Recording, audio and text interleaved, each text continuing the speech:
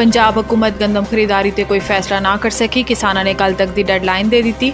ज़राए वजारत तिजारत के मुताबिक गंदम खरीदारी ते अज वज़रा कमेटी का दोबारा इजलास होएगा, जिस तो बाद किसानों नाल गलबात की जाएगी, जबकि किसानों ने हुकूमत नूं फैसले लई कल तक दी डेडलाइन दे दी है।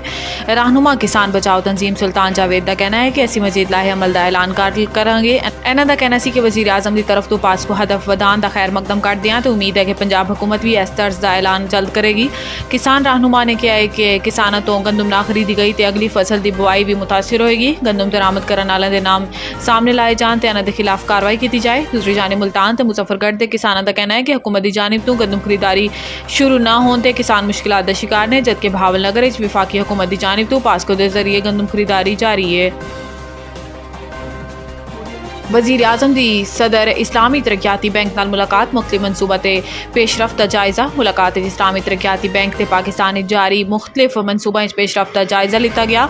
वज़ीर आज़म ने अपने साबका दौरे हुकूमत इस्लामी तरक्याती बैंक की जानिब तो मुख्तलिफ मनसूबा $1 अरब अमरीकी की सरमायाकारी ते इस्लामी तरक्याती बैंक का शुक्रिया अदा किया। वज़ीर आज़म ने पाकिस्तान की सैलाब तो बाद बहाली इस्लामी तरक्याती बैंक के मुआवनत नूं सराहत इस हवाले तो डॉक्टर अलजासिर नाल ज़ाती ताउन ते कायदाना किरदार नूं तस्लीम किया। पाकिस्तान इस्लामी तरक्याती बैंक के जारी मुख्तलिफ मनसूबा नूं जल्द अज जल्द मुकम्मल करने ते इत्तफाक किया गया।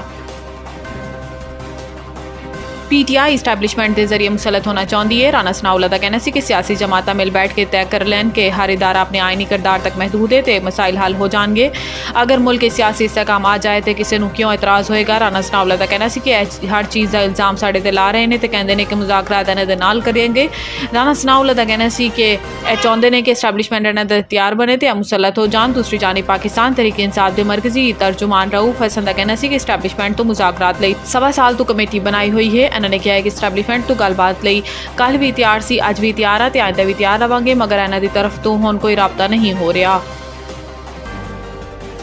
PTI मुज़ाकरात नहीं डील की दरखास्तां दे रही है, मगर इदारे तैयार नहीं। वज़ीर इत्तलात सिंध शर्जील मेमन ने अपने बयान किया है कि PTI एक तरफ इदारों के खिलाफ मुहिम चला रही है तो दूसरी तरफ मिन्नतां कर रही है। PTI का वज़ीर आला अली अमीन गंडापुर दहशतगर्दां की तरह इस्लामाबाद चढ़ाई की धमकियां दे रहा है। शर्जील मेमन ने कहा है कि इस्लामाबाद कब्जे की धमकी तो साबित होता है कि PTI के वज़ीर आला के अजाइम दहशतगर्दाना ने। PTI वाले पहले सोशल मीडिया से हुण दारुल खिलाफा दहशतगर्दी की गल्लां कर रहे हैं। PTI मुज़ाकरात नहीं डील की दरखास्तां दे रही है, मगर इदारे तैयार नहीं ने।